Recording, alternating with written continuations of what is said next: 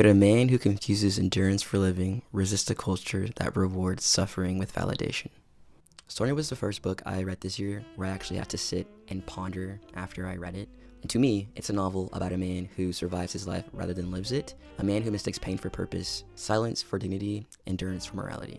And the specific kind of loneliness that Stoner has, the self-erasure, the emotional isolation, the belief that suffering is somehow inherently noble, feels very familiar today. And there's actually real research that backs this up. I'll have all my resources in the description. But nearly 1 in 4 young men in the US reports daily loneliness as of 2024. And to go even further, another study suggests that loneliness isn't just sadness, it's fuel. It's a psychological precondition for grievance-based identity formation. That being said, in this video, I want to explore who Stoner was, why he stayed stuck, and how the mindset that destroyed his life mirrors the one exploited online today. Stoner was raised on an isolated farm out in Missouri in a very emotionally silent household. I think there's literally a quote somewhere in the book that's like, I'm gonna find it. Quote, "It was a lonely household of which he was an only child, and it was bound together by the necessity of its toil." There you go. His parents are very void of emotion or affection towards him, but really towards anything in life. They also have this ideology of duty and just doing things because you're supposed to as a human, literal NPCs. So naturally, Stoner grew up doing the exact same thing. He'd been working on that farm since he was 6 years old until he went off to college when he was 19. And that whole time, he was pretty much socially isolated. He didn't have any friends or neighbors. It was just his parents who didn't really talk to him and work. And even in college, pretty much all of his undergrad life, he didn't really have any friends. He kind of just read and kept to himself. And this is relevant information because studies suggest that men socialize into stoicism and endurance often internalize self-silencing, equating emotional restraint with virtue. Studies show that adherence to traditional masculinity forms, self-reliance, toughness, predicts higher loneliness and lower help seeking. So Stoner is pretty much alone and lonely his whole life. He has one friend, and they're kind of just cordial friends, and then he has a wife, and that's it. And he's a very lonely man. You might be thinking, Chris, well, he's married. Surely he's not lonely. When I tell you I would not wish this relationship on my worst enemy, I'm not even going to blame Edith because Stoner does carry a lot of this blame in the beginning, but getting ahead of myself, right? Let's go to the next section. Let's talk about Edith.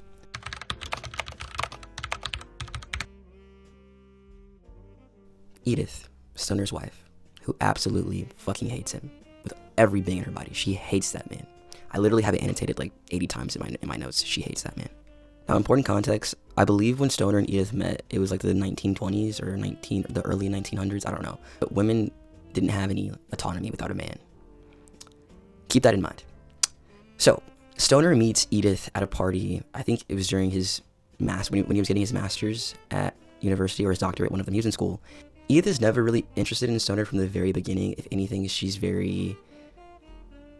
What's a nice way to put this? She's very indifferent. She's very indifferent from jump. Like, she's never really given him a sign that she likes him, except for one time in the very beginning. He was about to leave, and she started talking about herself because he was carrying the conversation. This was within like the first 2 weeks of them knowing each other. It literally says in the book that that was the most Edith had ever talked to that man. And they were married for the whole book. They were married his whole life. Just to put things into perspective. Funnily enough, after Edith actually talked to him and was like semi-nice to him, what does Stoner go and do? After only knowing this girl for 2 weeks, he proposes. Again, this is the early 1900s. She basically was given to Stoner. Like, her dad was just like, yeah, hell yeah, I don't have to pay for my daughter anymore. Like, take her, basically. That's how I read it. I don't know. It felt very... Her dad was a dick, and she clearly did not like this man, and nobody seemed to care because Edith's mom kind of lived that same life with Edith's dad. So, I mean, I say all this to say that Edith never really liked Stoner, and Stoner even knew this. After 1 year of them being married, it literally says that he knew his marriage was a failure after 1 year in. But he stayed married his whole life. Crazy. And the only reason that I'm harping on this is because Edith couldn't just leave. Like, she didn't have that option. Stoner did. At any point, Stoner could have left, but he didn't. He even actually finds love in this book. He ends up having an affair with Catherine. And for one, Edith does not give a fuck. She's like, okay, cool. Like, go have fun with your little girlfriend. I don't care. But secondly, Stoner could make the hard choice of being in love, but make a decision that would actually make him happy. When he was having this affair with Catherine, I think it was the happiest he said he'd ever been, ever. Like, his writing was thriving, his teaching was thriving. He had a better relationship with both Edith, funnily enough, and his daughter. He could have made the hard choice, but he didn't, because it didn't happen for him. Now have you guys seen those Instagram reels of those guys who just fucking hate their wife? Like, the joke is just like, I fucking hate my wife. She had the nerve to try to fucking talk to me today after I got off of fucking work. For her stupid ass, she wants to fucking talk to me. I hate my fucking wife. It's a joke. It's funny. Now, I don't think that Stoner would make that kind of content. I do think that maybe I would see his profile picture on Instagram Reels with a little heart on that kind of video. I wouldn't be surprised, because it would be very easy to justify his suffering if everybody hates their wife. Everybody's wife is a bitch, bro. It's okay. Like, I'm suffering for a purpose. I'm noble. My suffering is noble because everybody hates their wife, and they all do it because they have to, because life is just duty, and that is all. And studies even show that the classic ball and chain trope normalizes disconnection and valorizes endurance as masculine virtue. Now, Stoner is very much so lonely in his marriage. It is a terrible marriage. I wouldn't wish that on my worst enemy. Edith hates this man pretty much the whole way through. She slightly hates him less as he's dying. She's like, oh damn, you're dying, whatever. He's very lonely throughout his marriage, but I will say he does have a friend, which brings me to my next section. So Stoner actually did have two friends, Dave Masters and Gordon Finch. Dave Masters read both Stoner and Gordon Finch to filth, and then promptly died, all in the same chapter. I do want to share the quotes that Dave Masters said about both Stoner and Finch, because they're very accurate, especially for this section. About Stoner, he said, "Stoner here, I imagine, sees it as a great repository, like a library or a whorehouse, where men come of their free will and select that which will complete them, where all work together like little bees in a common hive. The true, the good, the beautiful. They're just around the corner in the next corridor. They're in the next book, the one you haven't read, or in the next stack, the one you haven't gotten to. But you'll get to it someday, and when you do, you think there's something to hear, something to find. Well, in the world, you'll learn soon enough. You too are cut out for failure. Not that you'd fight the world. You'd let it chew you up and spit you out, and you'd lie there wondering what was wrong, because you'd always expect the world to be something it wasn't, something it had no wish to be." Crazy read from Dave Masters here. It's very accurate of Stoner throughout this whole entire book. This is like the first 30 pages, by the way. This is very accurate of Stoner. But I'm not gonna just pick on Stoner, because he does talk about Finch. Of Finch, he says, "No aura rises from you, and you wear a puzzled expression. In the world, you would always be on the fringe of success, and you'd be destroyed by your failure. So you are chosen, elected, Providence, whose sense of humor has always amused me, has snatched you from the jaws of the world and placed you safely here among your brothers." Still smiling and ironically malevolent, he turned to Stoner. That's Dave. That's Finch literally doing what Dave is saying that he does. I was the first person to say you have no aura, which is crazy. Finch is very much so a cut in the middle guy. He's never too aggressive. He's never too funny. He's never too outsick. He's very normal. He tries to be very in the middle. And I think that Dave Masters perfectly goes in on both of them and describes them very accurately. And the reason that I'm bringing Stoner and Finch up is because they have a friendship, but it lacks any intimacy. And that is a real problem nowadays too. A lot of young men have friends, have no idea what's actually happening in their life. Like, there's no actual vulnerability or intimacy. You even actually see this in the book as Stoner is dying. While Stoner is dying, on his deathbed, he accidentally says Dave Masters' name. And Finch literally gets scared and recoils. And Stoner has to apologize. Their friendship is so void of human connection. It's very much so we can say we're friends, and that's pretty much it. Now, Finch has been there all of Stoner's life. I can say that. And they do have a normal, almost co-worker-esque friendship. But that's pretty much it.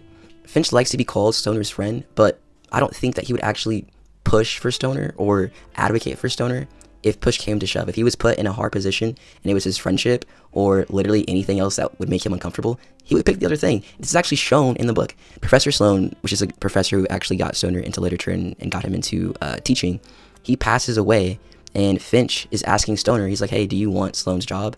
And Stoner's like, "No, I'm good." And Finch was relieved. He was like, "Hell yeah, I don't have to fight for you. Thank God, thank fuck." I don't know. That just feels like, if it was my boy, I'd be like, "Bro, you got this. You're fucking amazing. You've been here for so long. Pursue your dreams." No. Finch did the quiet, easy thing. And this is tying me back to the manosphere. Currently, we have a masculine friendship problem. Men today often lack emotional reciprocal friendships, relying on romantic partners or online echo chambers for validation.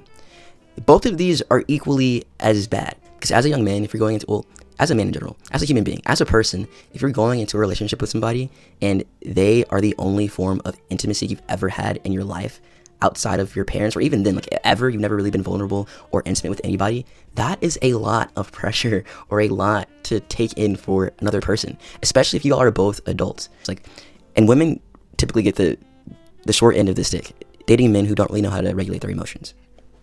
And also on the other side, right, if you don't have any real depth in your friendships, then you go online and you can end up in the manosphere, alt-right pipeline, all these other sorts of things. So let's tie this back to present day.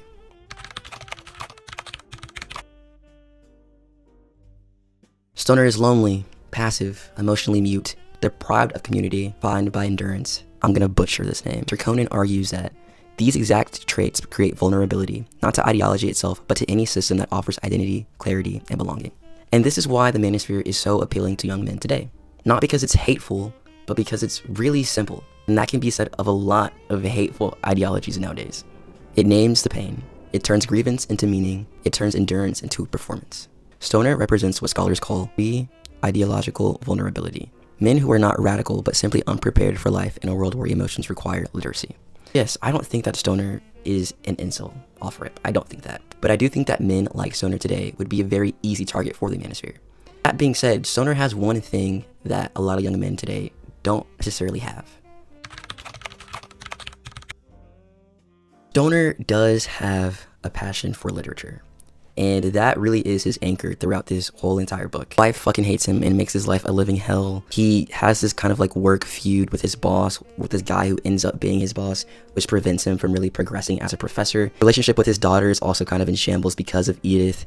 Loses the only glimpse of love that he ever really had in his whole life. And the only thing that really got him out of any of that was literature and teaching. That was his passion. And that was the beautiful part about this book, is that he was able to endure so much because he had this passion. Because it was a passion for literature and teaching, it wasn't necessarily a bad like coping mechanism, because he's, you know, teaching, reading, writing. That's not a bad thing. Nowadays, we have stuff like sports betting, this hustle, productivity, self-help culture with no real passion behind what we're doing, just making money. And making money is great, but I don't think that's like a passion in the same way that literature is. That being said, Stoner didn't use literature to live. He used it to endure. Stoner was born in a time when there were no phones or TikTok or YouTube Shorts or brain rot. He got to actually find his passion and have an escape. And I cannot say the same thing for a lot of young men today. A lot of people in general are just kind of trying to survive right now. It's not a great place in the world. So even if you do have free time to find your passion, finding your passion is not an inherently like easy thing to do. You have to try a bunch of shit, see what you like, see what you don't like. But if you haven't found your passion yet, and you stumble into an ideology that promises you purpose and identity, clarity, direction, a name for their suffering, it feels kind of good. But that meaning is manufactured through grievance, not growth. So would Stoner actually fall into the manosphere? I'm not God, I don't know. But I do know this. He definitely would recognize the comfort it offers. The comfort of suffering that feels righteous. Not a man who couldn't be saved, but a man who never believed he was supposed to live differently. Thank you guys so much for watching. If you at all enjoyed this video, please like and subscribe. This is my first video essay, and I have a bunch more planned.